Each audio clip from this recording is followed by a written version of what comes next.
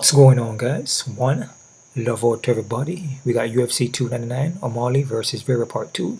Predictions breakdown here, guys. I'm going to fly through this real quick here. I've been kind of busy here. This is going to be in Miami, Florida. The Cassia Center here, which is pretty much close to me, maybe like 25 minutes away from me. Before I get started here though, guys, hit the thumbs up button, subscribe to this channel. Also check out my Patreon account for all my face-off predictions and prop plays. You can also donate to my channel, to my PayPal account, which is very helpful. Help me to build up the channel. Like a little extra support, right? Which some people, they donate and they subscribe to the Patreon, which I appreciate that. Whatever you put in, you get back, right?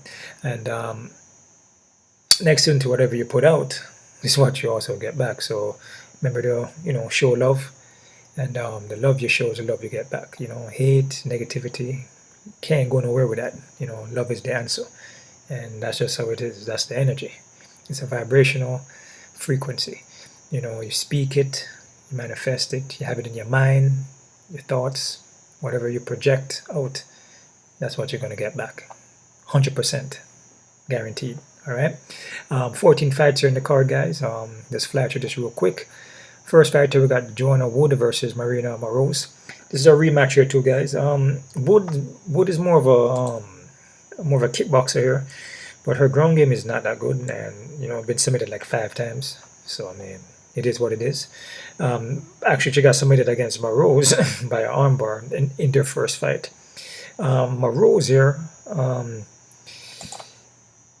like I said, this is going to be a rematch. Her striking is not that bad. She was kind of out-striking Wood in the first fight. And her submission game, like as I said, is not bad either. Like I said, she got an armbar over Wood. So she's pretty well rounded here, man. I think it's gonna be the same outcome, guys. I'm gonna go for Moroz here. I'm gonna say Moroz by decision. And her fight against Corinne Silva. I mean, Corinne Silva is a tough woman, man. That girl is not an easy fight. So losing to her is not really a big of a deal, which I believe that Moroz fought her the first time. This is going to be the second time that they fought. I believe the first time she got her by submission earlier in her fights here. It could be, am I right? Yeah, she lost to Moroz by a armbar. So she's pretty much she has 2 back-to-back rematches, which she lost. So she lost the first one. So is she gonna lose a one against Wood? That could be a way to look at it. She lost her rematch against Silver, and she loses against Wood. So like I said, with these women fights, man, be very careful. Because like I said, it can go either way. Usually when you pick a woman to win, it usually doesn't go that way. So be very careful with this one. But I must say decision by Moroz, but I'm not confident, guys. All right, I just feel Wood hasn't really, she hasn't really gotten better. It's just the same thing. With Silva, she got better because she has room to improve. I just feel like with Wood has no room really, in my opinion. Not to disrespect, just from what I'm seeing, right? It's all love at the end of the day. All right, so I got Moroz by decision. Next fight, we got CJ Vargo versus Assu Almabayev. I believe his name is Assu. I mean, I could be wrong. CJ here is well rounded, but he can get taken down though and grinded out and submitted. Let me see. He's gonna have a 3-inch of reach during this fight, and this guy kind of reminds me of a Max Griffin. He's kind of like a dog, kind of. Keep coming, take a lot of hits, but keep coming forward. Assu here. Assu, he looks legit. Striking is kind of like a, has like a Kyokushin, kind of like a karate kind of striking, spinning heel kicks, a lot of spinning back kicks actually. Work off the jab, set up his kicks off the jab, and but his thing is more the ground. He's more seems that the ground is more his base. And he will look for submissions. He has more submissions than finishes, than actually knockouts, right? From what I remember. So his thing is more of the ground. His submissions are his takedowns are very elusive. He's striking, like I say, he has a kind of a karate kind of vibe to him. Kind of karate, Kyokushin Shotokan kind of vibe. Light in the foot. This fight is a tricky one here, guys, because, like I said, sometimes I see a shoe, you know, is on the foot and stand up and it just doesn't look that good. And if he's unable to take down CJ, you know, CJ's like a dog. You know, it could be kind of an upset, you know, a split decision by CJ. So I'm not sure who's the favorite here, but I'm just maybe assuming Assu is, you know, from his last performance against Odi Osborne. And Odi Osborne beat CJ, but like I said, we can't do that MMA often because you know, some guys, you know, may beat one guy, the other guy beat the other guy, and then this guy beat that guy, and then it just doesn't work out right. Okay, so we just see what happened. But I'm gonna go with Assu here. I'm gonna say Assu by submission in the second round, but not confident, guys. Like I said, CJ could win this fight if Assu is having problem taking him down. All right, so but I see from CJ he can get taken down, and Assu takedowns are pretty good. You know, his doubles and single legs are pretty good.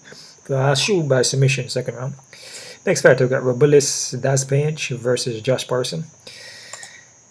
Robelis here, man, this guy's an 87-inch reach, which is massive. So he's gonna have an 8-inch over Josh, which Josh has a 79-inch reach. So this guy here is kind of like a Taekwondo guy. I believe he's a Taekwondo Olympian. I think he's bronze or something like that. But from what I see, he's pretty legit. You know, his striking is pretty good. You know, in and out, light in the foot. So he possessed that background. As far as his ground game, I'm not too sure here because, like I said, he doesn't really have that much fights. You know, and the guys that are fighting are like, you know, 0-0-0. A lot of these guys just jump into the professional. You know, but a lot of the guys that went to the professional, they also have a lot of amateur. You know, I believe that the Travis guy here has a bigger amateur. You know what I'm saying? So it's not like he's fighting just a pro guy making his debut and, you know, has no amateur background. So, but still, you know, this guy here is pretty athletic. He's pretty skilled with the stand-up, man. His timing, his movement, distance in the range, he knows all that. He's been doing it from like 7 years old. Against Josh, though, you know, is this like an upset? You know, Josh, which I'm pretty sure that Robelis most likely is going to be the favorite. The thing about this fight is that Josh is very freaking hittable. He's so hittable, man, and can get knocked out, can get dazed underfoot. Doesn't really shoot for takedowns like that. It's just, this is a guy that, you know, even if Robelis doesn't have any wrestling, he supposed he can beat Josh. That's the thing about this matchup here. This fight here is a match for Robelis to win. You know, the only way that Robelis probably loses this fight if he slips in a banana peel. You know, and then Josh jumps on top of him, which is possible. We've seen this, but it's a fight where I wouldn't mess with this man. So I would probably dog or pass it because, like I said, with Robelis, he ain't really fight nobody. Josh has the experience, but what I see from Robelis, his stand-up is legit. It's very legit. The way how he shows his combination, his power, his blitzing, his defense, offense. It's just his overall skill on stand-up is way on a different level than Josh. Way, like night and day, man. So, and then put into that factor, he has an 8-inch reach. Freaking massive power. Yeah, man. I'll go with Robelis here by KOTK in the first round, but like I said, dog or pass it, man. Even though Robelis should win, alright? Next fighter, we got Philipe Lins versus Ian Cutello. Philipe Lins is very well-rounded guy, man. Decent striker. Can get hurt on the feet, though, in his earlier fights here and knocked out. But he has made some improvement, though, man. You know, his fight against when he fought Tanner Bowser. Tanner Bowser knocked him out in the first round, but Cutello knocked out Tanner Bowser. So does that mean that Cutello is going to beat Lins? I don't know. It's a possibility. But Lins made improvement, though. After that Tanner Bowser fight, he made some improvements. And one of the improvements he did was go down to 205. He left heavyweight and dropped down to 205. So that's an improvement that he made. I believe Ian was also... Was Ian also at heavyweight, or was always 205er? Was always a 205er? Did about Cutello here, man.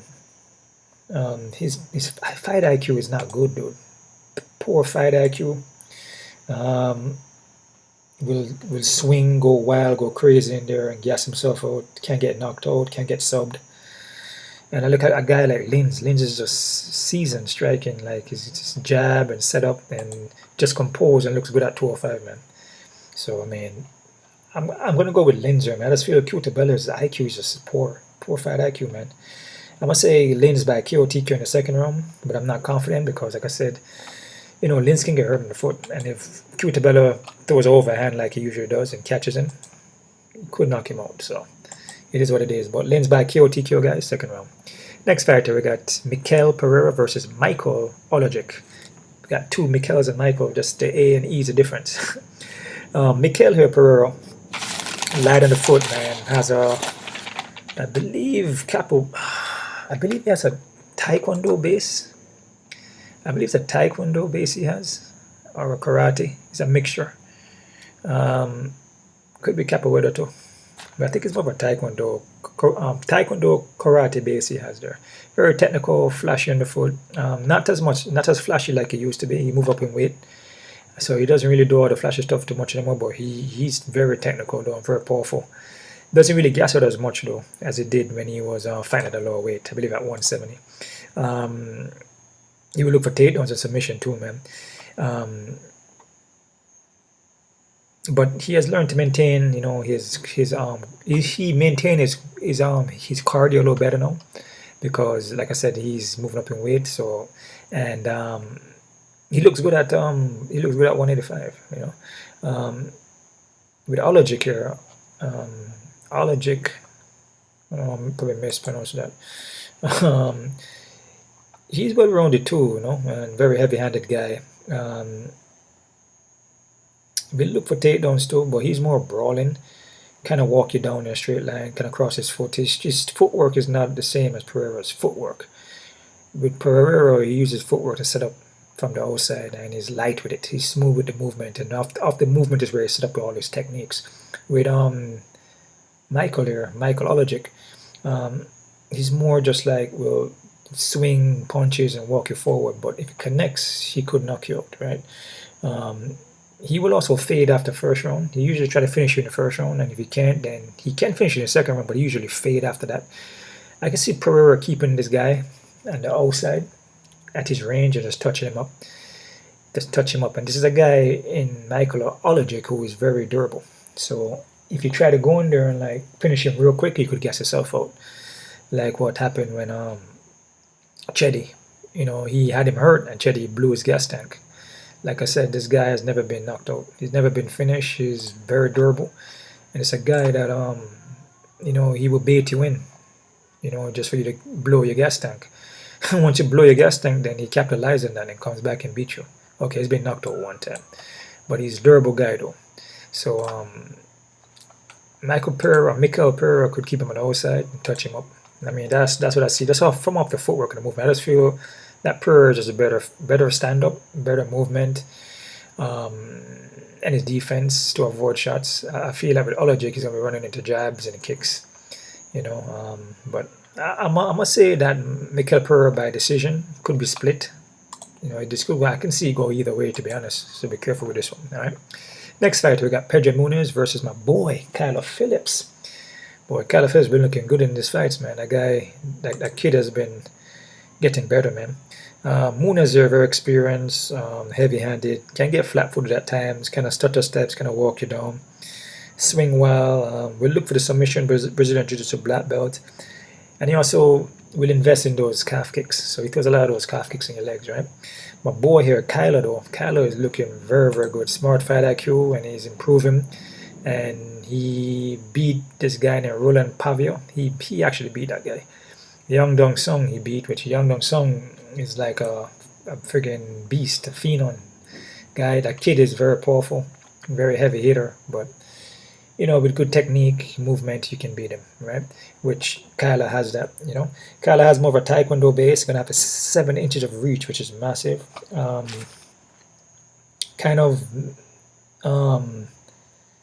His footwork is like he cut angles, is not always against the cage.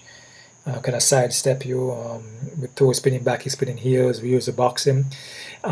He will also exchange with you in the pocket, but not for too long. He will touch you up in the middle, you know, bam, bam, bam, and then he gets back out. So he will engage, land his shots, and then back out. The thing about when Muniz fought Chris Gutierrez, Chris wasn't engaging like that in the pocket. Chris wanted to stay as long range. Kyler can stay long range, but he also will box with you. He will take a risk in the pocket, but he doesn't stay there. He doesn't stay in the pocket. He will just touch up real quick and get back out. You know, that's going to be a difference in this fight here. You know, and like I said, he can adjust from long range to short range. You know, so on the outside is great, but he can also come on the inside and box it out with you. And his takedown defense is friggin' good. He's got good takedown defense. His durability, his overall striking defense is very good too, and also his takedown defense is good too. I'm liking Kyler Phillips here, man. I feel Kyler Phillips is the range, the reach, the timing, the movement. Just the whole package, man. This kid is very, very good, man. He's a very good prospect here. I'm going to go Kyler Phillips by decision, guys, all right? Next fight here, we got Mateusz Gamrot versus Rafael dos Anjos. Gamrot here, good wrestling, athletic, heavy-handed, strong, heavy punches. He's going to have the speed advantage. Quick takedowns. His takedowns are freaking elusive and quick speed. Timing. He times you very well on those takedowns. Sanchez here, experienced, skilled guy, been around for a long time, 32 and 15. This guy's a super veteran, but he has declined though, man. I mean, it is what it is, you know. But good overall skill, Brazilian Jiu-Jitsu black belt, will scramble on you and pull off a submission on you. But in this fight, I can see Gamrot taking him down. Gamrot just a way quicker guy, double legs. Gamrot just have to be aware of the guillotine chokes and other submissions from Sanos. But I feel Gamrot should get a win on this one. So I'm gonna give Gamrot decision win here. But still be careful though, because like I said, veteran like Sanos, he's a veteran dude.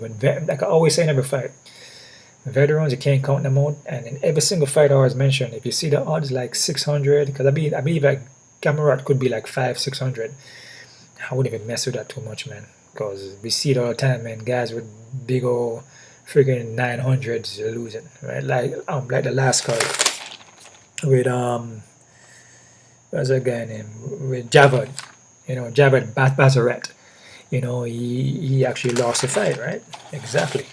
And he was a huge friggin' favorite. Like I said, you know, when you're doing your parlays and stuff like that, when you see guys are like that, don't even mess with that, you know. You know, and Zabed, his opponent was Zabed, right? It's not Zabed, but what was his opponent name? His friggin' opponent name. Joshua versus yeah, I believe Joshua got Joshua versus Nagano. I believe Nagano got knocked out in that one. Yeah, happens, man. You know, when you have to understand that you gotta understand that Anthony Joshua is a very athletic guy and he's very skilled, man. This guy been boxing for all his life, and Nagano is not really a boxer like that, you know. So you know, it's difficult for him to come in there. Yeah, against Fury. You know, he knocked down Fury, but Fury was out of shape. You gotta remember that. Fury was totally out of shape, man. And Fury wasn't taking that fight seriously. Joshua took this fight seriously. So he knocked out Nagano. So it happens, man. Hopefully Nagano is okay though. Right? What am I looking for here, guys? I was saying is man, let's go back to what I was doing. Let me go back to what I was doing. It was like I'm getting all over the place here. I was trying to say it was Zabit. Was it Zabit? Freaking what that guy name he fought? Well, Bazaret was 900, and he lost the fight. So there. So the guys with the high odds, you gotta be careful, man. You can't just, you know. I'm all the way to Titus of I'm all over the place here. Yeah, the guys with super high odds, you gotta be careful with those guys, man, because they could drop the ball. But I'm gonna go with Gamrot, like I said, but still be careful. All right, but Gamrot by decision. Next fighter, we got Caitlin Chirmanaro versus Maycee Barber. So I guess to change her name, it must be Marriageton legally, whatever. It is what it is. Caitlin here has a karate background, fights long. Also has boxing too, 3 inches of reach on her. Not gonna be the quicker fighter here, but she likes to fight at range though. She doesn't really like the pocket too much, so she's not a girl that's gonna be in the pocket throwing down. She will try to do that, but she can get hit because she's more on her footwork and her movement, moving in, touching, and getting out. Right, quickly. Barber here is more like the dog here. She would throw down, but Barber has a karate background also. Light in the foot, heavy hitter. Will make a dog fight out of this one. She's more the dog here, and like I would say, and she shows it against Amanda Ribas. She will go in there and she's changing up the way she fights. She's coming in more aggressive. But I must say Barber here, speed advantage. And if he goes to judges, man, there's usually split decisions on these women fights, especially with Caitlin Chukagan is not really going to finish Barber. She's not going to finish her because she doesn't have that finish percentage submission or knockout. She's more of a decision. So the person that's going to win more just off the, more power strikes, probably going to be Barber. Even if Barber doesn't do that well and Caitlin is touching her up, they're going to still give it to Barber by a split. I guarantee you on that. So split decision for Barber, man. All right, we see robberies all the time, man. Curtis Blades versus Jailton Almeida. This is an interesting one here, man. Curtis Blades, man, good wrestling, heavy-handed, experienced guy, man. I feel he's a better on the stand-up though, from what I've seen. From Almeida, we don't see much stand-up from him, but I heard that he has boxing background, and boxing was his first, his first discipline. But and then he switched to Brazilian Jiu-Jitsu. So, but I don't really see him boxing like that though. The thing about this fight though, man, is man, if Blades would have to finish Almeida with strikes and just the range, the double legs from Almeida, it's very, very quick, man. I don't know if Blades sprawling is that fast, but once Almeida takes him down, man, it's just going to be ground and pound. And this guy, I know on the ground, he punches heavy. And then they go back to his submission. Blades has never been submitted, but he's been knocked out a couple times, which he got knocked out in his last fight. Because he didn't choose to use his wrestling, he chose to stand up. Can Curtis Blades stop Almeida's takedowns and keep it standing up, and maybe Blades beat him by strikes? It's possible, man. But a guy like Almeida, he's a good Brazilian Jiu-Jitsu black belt, super fast takedowns, athletic. Yeah, this guy is very athletic and quick, man. Tough one here, guys, but I'm going to go with Almeida. And this could be a fight where Blades could win it. It could be like one of those fights where Almeida gets exposed for not having any striking. But, Curtis Blades is not like, like one of the top strikers in the heavyweight division, what I mean? He's not. So, but Almeida, you can say, is a top Brazilian Jiu-Jitsu guy who would take it on and sub you real quick, or beat you up on the ground. So I'm going to go with Almeida here. I'm going to say Almeida by decision. I'm going to say 50-50, man. It could go either way, but I'll go with Almeida, okay? Next fight, I got my boy Petr Yan versus Yang Dong Sung. Man, they do Petr Yan pretty bad, man. He won a couple of these fights, man. Aljamain Sterling, I feel he won that. Sean O'Malley, I felt he kind of, edged it out too. But Merab, nah, he lost to Merab, man. I'm keeping it real. I'm always real, right? So, but there was two robbers there, though. Yan, man, my boy Petr Yan, pretty well-rounded guy, man. Striking, boxing. I watched a fight with Merab, and I see some things he was doing in that fight that was very technical.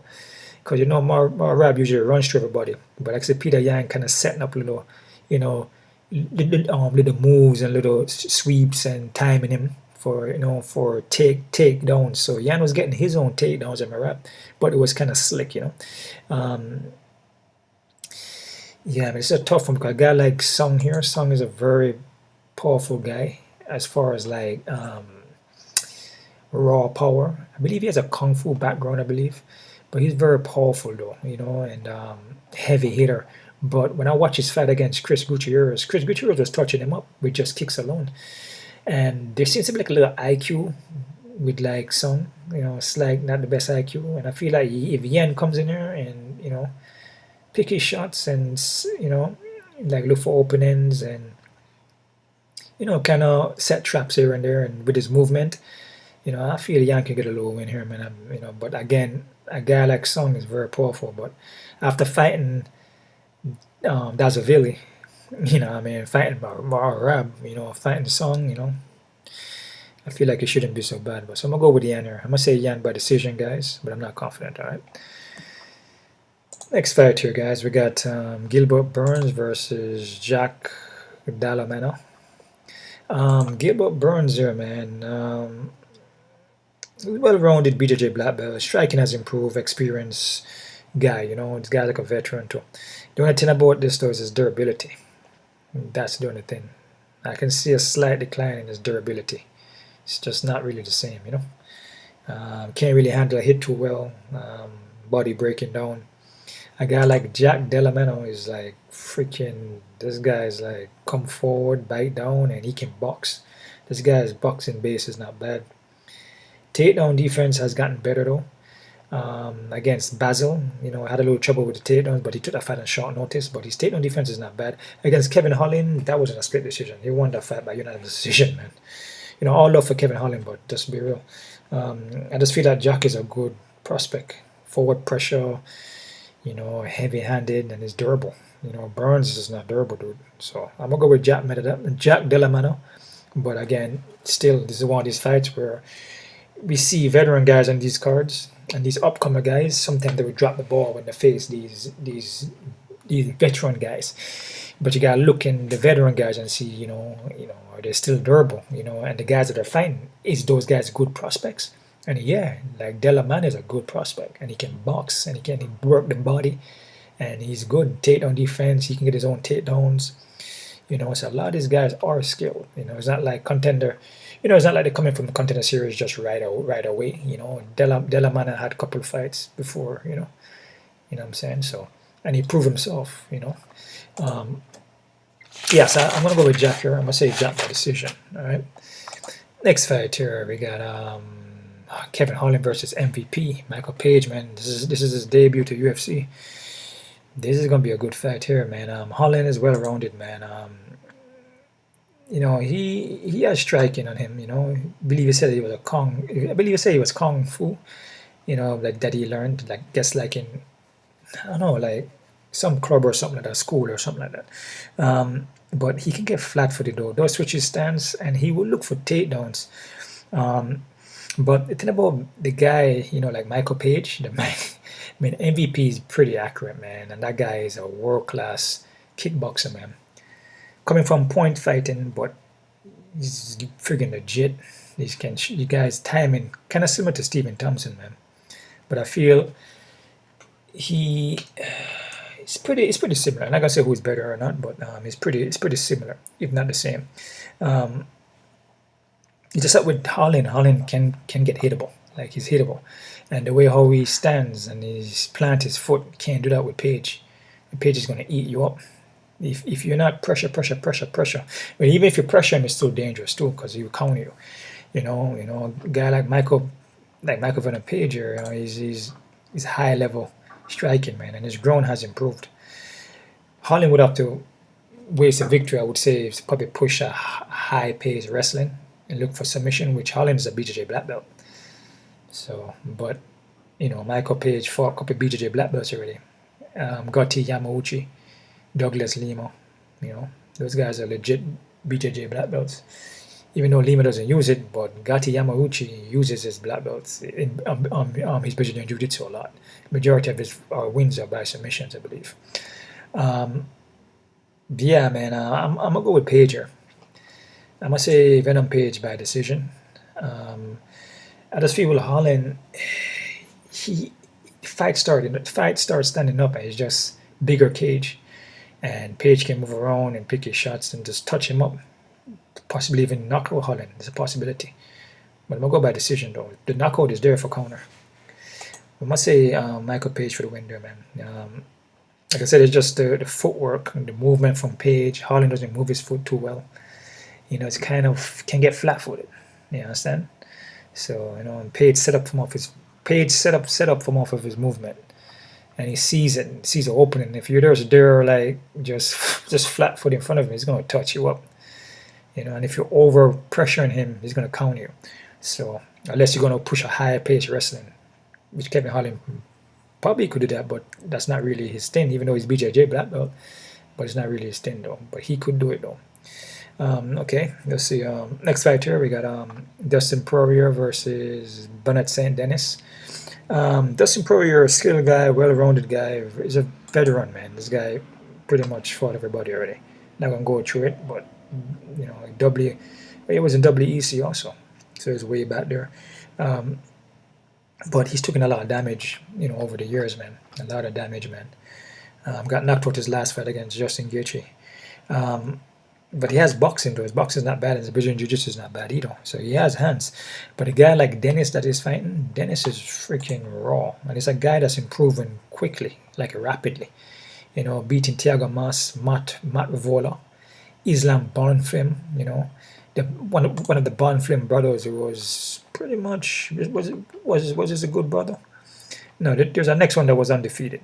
But he you know, these Bonfim brother, in a sense, is more experienced than Denis is, but Denis is just showing that he's improving quickly, you know, and he has improved from off of his fight with Zaleski. You know, his fight with Zaleski, he showed that he has improved and getting better.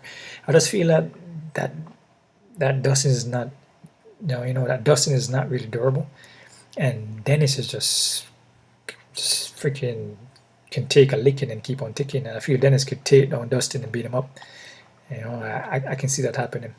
So I must say Denis by submission in the third round, guys. But not confident, and this is one of the fights where, like I said, veteran guys beating these guys who are not too experienced. But Denis is showing that, though, that he can hang with these guys. You know, he's beating experienced guys, man. Thiago Mas is a very experienced guy. Islam Bonfim is very experienced, man. You know what I mean? So it's not like he's like barely winning fights. Even Matt Vola, these guys have been around. You know, so yeah, so Denis by submission, third round, guys. All right, not confident. Co-main, oh damn, that was a co-main event. I'm going through this pretty quick. Main event now is Sean O'Malley versus Marlon Vera Part 2. O'Malley here keeps improving, man, and he shows it. You know, I had you know, Aljamain Sterling winning. You know what I mean? But he has never been a whole entire 5 round of fight, though. By a decision. He has never done that. He only fought 1 5 round, and that was with Aljamain, and he finished Aljamain in the second round. Yeah, O'Malley is improving, man. He counter slip back and counter right. He pull it back, and time that takes, that's not a, it's like a fadeaway counter, and if takes technique, takes skills to do that. You know, and he sees the opening, he sees it. So the kid know what he's doing, he's improving, and his takedown defense was good. He actually stopped takedowns. And Aljamain Sterling, if anybody's going to take him down, would be Aljamain Sterling. So, yeah, you know, so his fight against Vera, the first fight, you know, his leg went out. I believe it was from a calf or ankle, and it was like a leg injury. So I think O'Malley should win this. What I see from Vera, he's a very slow starter. But when he gets going, it's a 5 round fight. So maybe this could be a fight where he could pull O'Malley into deep water and drown him. It's a possibility. But thing about Vera, though, he gets flat-footed, though, because he has more of a Thai style kind of vibe to him. O'Malley is more precise, like I said, on the toes, kind of like Michael Page. You know, kind of like this card here. This card is known for footwork, movement, very technical guys. You know, so this entire card here is pretty much guys that are light on the foot and use their footwork to set up the techniques from the outside, like Sean O'Malley, Michael Page, Petr Yan, who else is on there? Kyler Phillips, Philipe Lins, you know what I mean? It's like these guys, and and this guy here, even Robelis. But Robelis, he does move in and out because he has a taekwondo background, but he usually, depending on the opponent he's fighting, if he knows he can take them out real quick, he's going to come forward. But he does bounce in and out. He has that movement to set up his striking from off the movement. So this card is kind of based on that. And what I see from Vera, you know, when you're flat foot like that, it's difficult to be in it's difficult to be in a relationship with the guy, in the sense of landing your move and your technique. Because if a guy is moving in and out and you're just flat-footed and trying to throw a punch or a kick, the guy that's moving in and out, you're going to miss him. Your kicks and punches are not going to land. You're going to have to be in a relationship where you bounce in and the guy might take a step back then you might cut a corner on him and then move 2 steps forward, you know, to kind of cut him off or get to him. If you're unable to do that and you're just flat-footed while he's bouncing, you're gonna be in problems. It's not gonna work, because how are you gonna get to him if you don't have no footwork? Yeah, you understand what I'm saying? You can just wing a punch, but even if you wing a punch, he's gonna be out of range because he's using his footwork to set up his techniques from the outside, and also using his footwork to move him to work the inside game too, the body, the head, then jump back out. So this fight here, I feel O'Malley should win this. The only thing that is a 5-round, and Marlon Vera is very durable, man. He's very durable. It's hard to put. I don't think he has ever been finished. I could be wrong. Never been finished, man. So there's a guy that is a tough guy.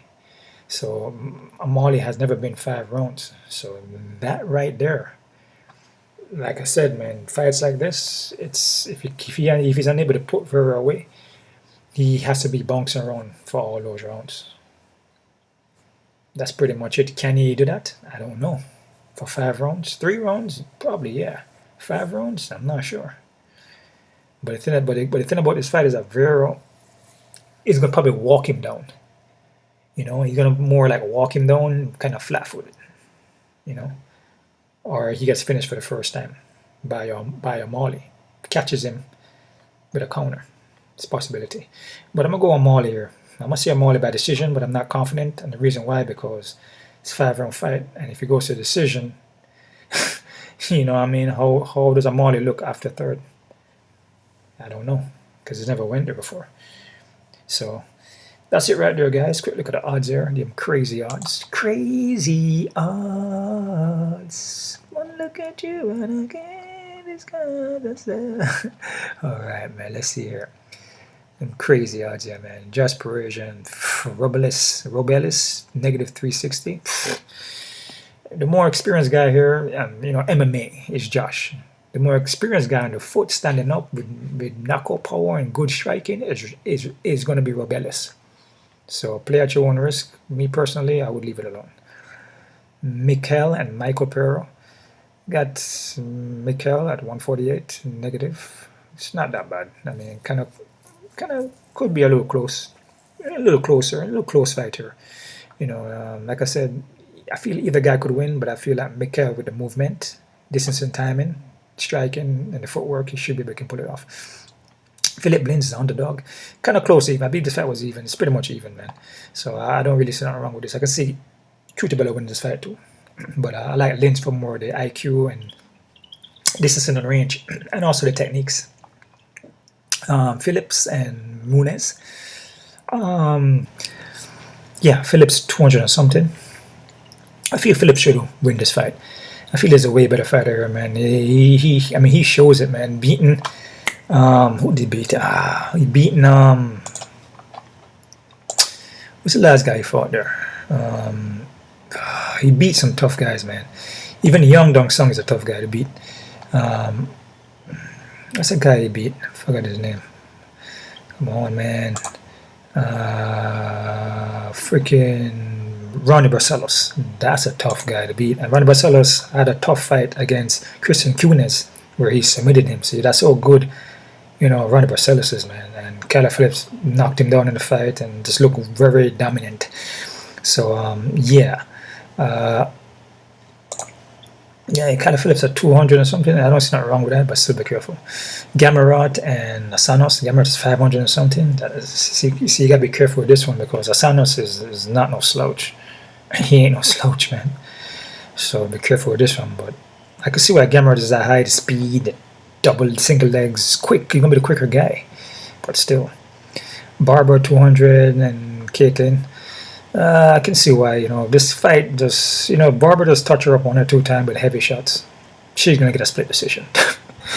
I'm guaranteed. Not, when it goes to decision, man, Barber been having some robberies, man. They're giving her fights. Not robberies, but they give her fights. 1 or 2 fights I see. You know what I mean? I think her fight against, who was a fight she fought? What's that girl name? That just fought? Lee. You know, Lee, I felt Lee won that fight. But, you know. But against Caitlin, they like Barber more. Obviously, you know, they could do more with Barber than they could do with Caitlin. So if it goes to decision, she gonna get a split. Chris Blades and Jailton, perfect. Even fight, man. Perfect. Can go either way. Yan and Sung, Petr Yan and Sung Dong, even fight too, kind of close to even, which I don't, you know, I mean, Sung, as I said, Sung is a pretty powerful guy, and if he can push his will and push the power and walk down Yan and touch him up, hit him with big shots and big leg kicks, he could have went off for a split decision. So be very careful. Young has a Young, you know, he has a path to win this fight too. So even though Petr Yan's my boy, but there's a power, and I feel like the durability too. I don't feel Yan is that durable. All right, Burns and Jack Della Mano. Jack Della Mano's 160 something. Yeah, same thing. There's a durability. I don't feel Gilbert Burns is that durable, and Jack shows his durability. He shows his takedown defense and the power in his boxing. His hands are crisp. If Burns stays there and swing out with him, I can see Jack putting him out. You know, it's a strong possibility. Kevin Holland and Page. You got Page as underdog. You're probably looking at Holland to mix up this fight more, go for takedowns, which is possible. So, like I said, Kevin Holland has a BJJ black belt. So, if he can get this fight to the ground, he can submit Page. Strong possibility, man. Kevin Holland, on paper, is probably the more well-rounded guy, more experience. You know, as far as like having Brazilian Jiu-Jitsu black belt. Okay, stand-up wise, I feel Page is a better stand-up guy. All right, so be careful. Denis and Poirier, damn, they're high on Denis. I kind of disagree with this, man. Dustin Poirier is actually a good fighter, man, and he's a veteran, and he's skilled, you know. But like I said, durability. So they're probably looking at this fight as durability. They're looking at this fight as Denis is going to just dog him out and take him down, which is a strong possibility, man. If Dustin Poirier is unable to take him out and knock him out or submit him, it's just going to be takedowns, and ground and pound. So I'll be careful with this one. This is a fight where, like I said, guys who are super high against veteran guys who are skilled. Gotta be careful with it. O'Malley and Marlon Vera, and they got O'Malley at 200 and something too. This fight, be careful, because like I said, it's a 5-round fight. We've never seen O'Malley go 5-round. Be very, very, very, very careful with this one. You know, what does O'Malley look like after the third round, fourth round? Don't know. You don't know what he looks like, so I wouldn't be so high on O'Malley, man. To be honest with you, but on paper, skill-wise, you should be able to touch up Vera just off of movement. But then gas tank and going 4 or 5 rounds, I don't know. Or is he able to kind of finish Vera? I don't know, because Vera has never been finished. All right, so that's it right there, guys. Appreciate the love. You know, I mean, enough respect out to everybody. That's donations and thumbs up, positive comments. You know, it's all over the end of the day. Even if you don't donate or you want to hate, do you, man. Like I said, what you put out is what you get back. So one love up to everybody.